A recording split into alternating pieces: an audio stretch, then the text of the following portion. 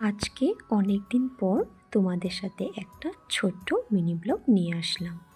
তোমরা হয়তো জানো কি না, আমি আগের একটা ভিডিওতে বলেছিলাম আমরা যে আগের রুমটাতে থাকতাম, তো সেটা কিছু কারণে আমরা চেঞ্জ করেছি, আমরা অন্য একটা রুমে শিফট করেছি। দুদিন তো পুরো বৃষ্টি পড়েছিল, আমি কাপড় ধুতে পারিনি, কাপড় জমিয়ে রেখেছিলাম। তো গতকাল তো সকাল থেকে পুরো রোদ উঠেছিল, আমি আর ঘুমাইনি, উঠে গেছিলাম। উঠে আগে কাপড়গুলো ধুয়ে স্নান টান সেরে চলে এসেছিলাম।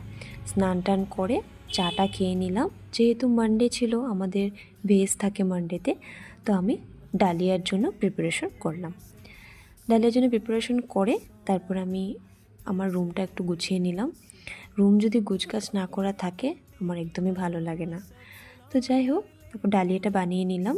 ডালিয়াটা বানানো হয়ে গেল, আর আমার হাজব্যান্ডও অফিসে যাওয়ার জন্য রেডি হয়ে গেছিলো, ওকে আগে আমি দিয়ে দিলাম, তারপরে আমিও খেয়ে নিলাম। আর ডালিয়াটা খেতে না ভালোই হয়েছিল। আছো তোমরা সবাই?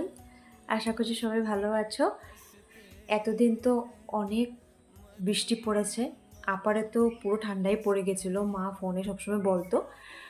আর আমাদের এখানেও পড়েছে, কিন্তু লাস্ট দুদিন খুব বেশি পড়েছিল বৃষ্টি। তো আজকে সকাল থেকেই অনেক রৌদ্র, 6টার থেকেই প্রায় উপরে রৌদ্র দিয়েছে। আমি সকাল সকাল উঠে অনেক জামা কাপড় কেচেছি আজকে। আর গতকাল আমি বানিয়ে নিয়েছিলাম মোচা। সমস্ত কিছু কেটে ধুয়ে বয়েল করে রেখেছিলাম, তারপর এক এক করে সব মশলাপাতি দিয়ে তারপরে মোচাগুলো দিয়ে দিয়েছিলাম। মোচাটা অ্যাকচুয়ালি শরীরের জন্য খাওয়াটা তো অনেকটা বেশি ভালো। আমার বাড়িতে মোচা মানে প্লাস হয়েই থাকে।